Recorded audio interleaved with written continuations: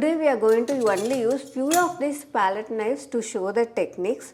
But then if you wanted to learn more on the types of palette knives that are available in the market, you can go and check out the video that I created earlier. The techniques that we are going to discuss today is applicable to all of the painting knives. So in case you have a different kind of a knife, you can still do all these techniques with that. Hi, this is Modula, the artist behind Modula Creations, helping you to learn to draw, paint and relax through art. Let's get started. First, let's see about how to handle your palette knives.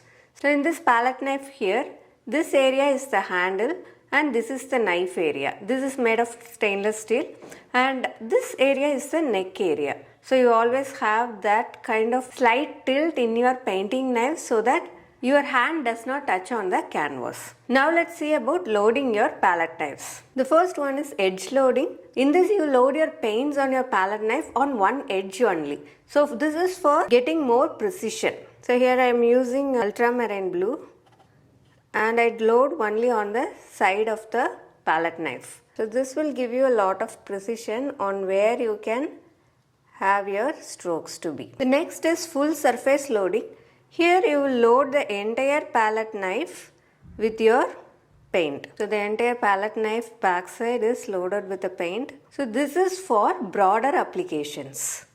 So when you load it like this and when you give the stroke, you will be able to fill a lot of areas. So this helps in broad application. The next is double loading, where you load two colors on your palette knife next to each other like that and then apply it on the canvas. This is for blended strokes and placing the color next to each other like this. The next one we are going to see is a flat spread. So you take the color on the painting knife. This is very similar to spreading butter on your bread. The next one we are going to see is a drag and pull. In this we are going to load the paint on our painting knife and then we are going to drag and pull it up. Just like this. So this creates a very uneven surface and gives a very good texture. So this area here gives you a feathered look and as you pull it down, this is great for creating movement and soft transitions in your painting. The drag and pull can be done on a wet or a dry surface. What I mean is now the below surface is dry and when I drag it, you get all these beautiful textures. When the below layer is wet, you are going to see a combination of below layer combining with the above layer. So let's try that out too. Now let me have a wet layer of paint here and I'm going to drag and pull another color on top of it. As you can see, the colors will start mixing slightly, but then it will not mix too much. So the amount of pressure that you give and the number of times you go over it will determine how much it is going to get along together. The next one is an impasto application. Here we are going to load a lot of paint on our knife and then bring it onto our canvas where we'll apply the paint as thick as it is and create a more 3D and textured look. So this is for bold textures and creating a more three-dimensional look to your painting. So you can go with multiple colors like this and create an impasto look to the area that you want. This will always have that elevation to it. So if you want to create dramatic textures and highlight, this is the technique that you will use. The next one is stippling. Here you are going to load the color on the pointed tip of your palette knife like this and you can start stippling.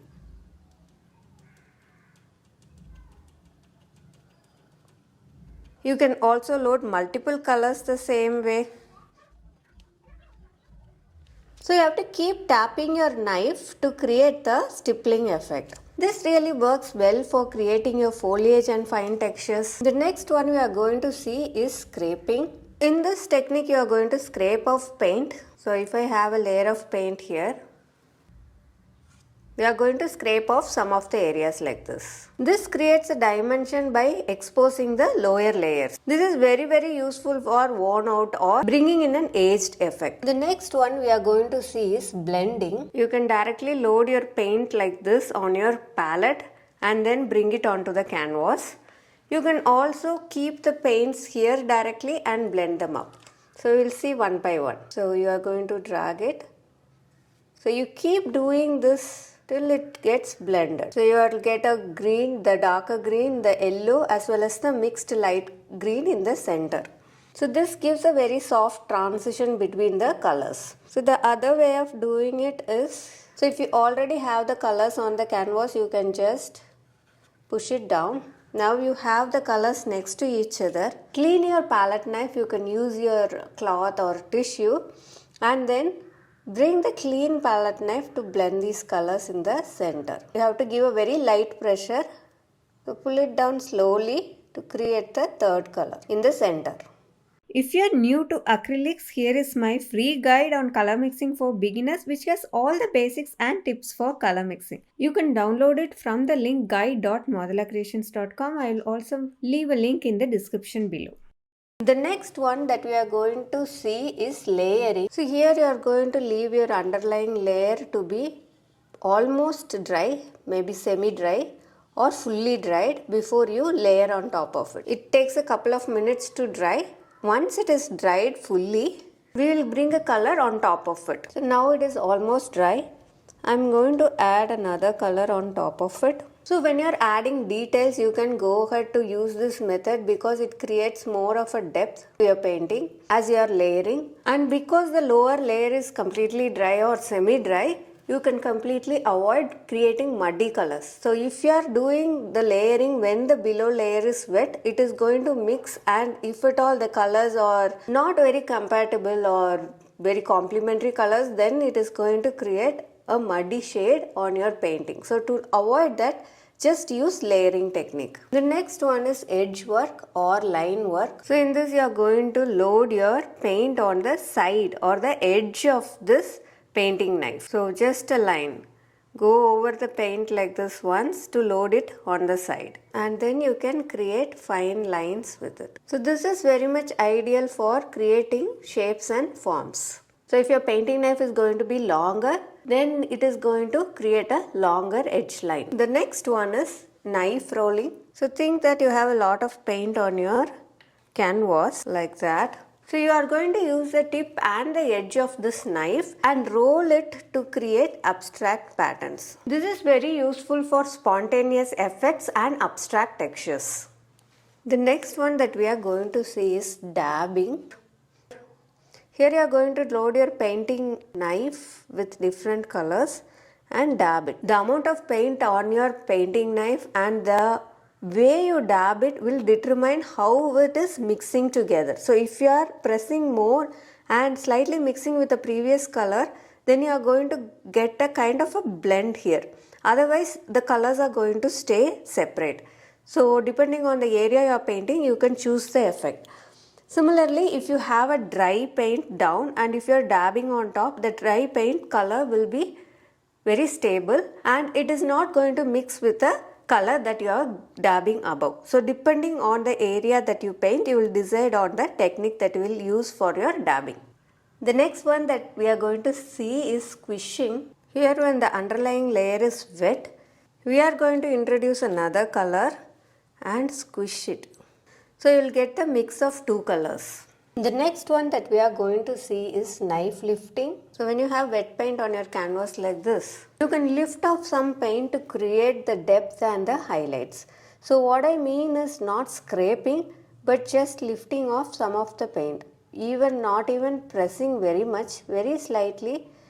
You are going to slightly lift off the paint. So this creates depth and kind of heavy textures in your work. The other way of doing knife lifting is to create more of an abstract pattern when the paint is wet on your canvas. So you just lift your press and lift your knife. So this creates a more abstract and textural look on your paintings. The next one is gradient blending. So for the gradient blending, you are going to keep all the colors that you need next to each other and load it on the side of your palette knife. So I am using a triangular longer knife so that I can load all the colors here like that. Then I am going to bring it onto the canvas. So you have to keep moving your palette knife so that it gets blended. The more times you go, the more it will start blending, and you can create various gradients by this method. The next technique that we are going to see is marbleizing